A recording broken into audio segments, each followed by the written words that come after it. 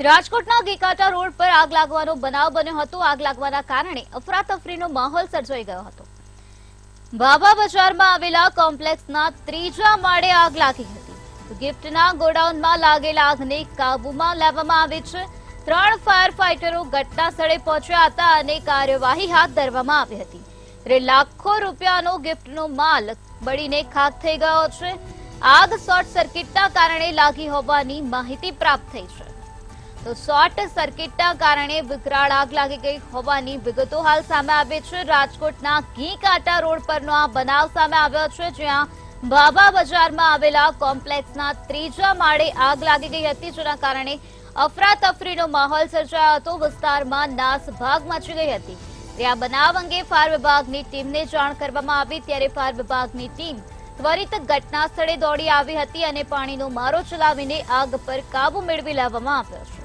તો શોર્ટ સર્કિટના કારણે આગ લાગી ગઈ હશે તેવું અનુમાન લગાવવામાં આવી રહ્યું છે। ગિફ્ટના ગોડાઉનમાં લાગેલ આગને કાબુમાં લઈ લેવામાં આવી છે, ત્યારે 3 ફાયર ફાઇટરો દ્વારા કાર્યવાહી હાથ ધરવામાં આવી હતી। લાખો રૂપિયાનો ગિફ્ટનો માલ બળીને ખાખ થઈ ગયું છે। મોટા પ્રમાણમાં નુકસાન થયું છે।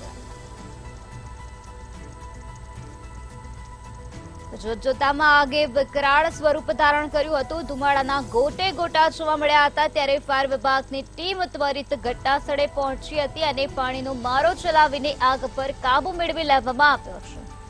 તો 3 ફાયર ફાઇટરો દ્વારા આ પ્રકારની કાર્યવાહી કરવામાં આવી અને આગ પર સંપૂર્ણપણે કાબુ મેળવી લેવામાં આવ્યો છે।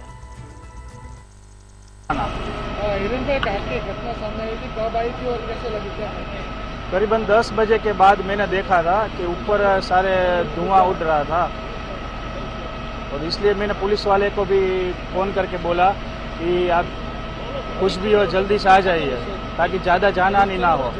उस हिसाब से मैंने बाद में फायर ब्रिगेड वाले को भी फ़ोन किया, तो वो सब आ गए उसके साथ। कौन सी शॉप थी और कैसे आग लगी? कैसे आग लगी वो मुझे मालूम नहीं है फिलहाल। कौन सी शॉप थी?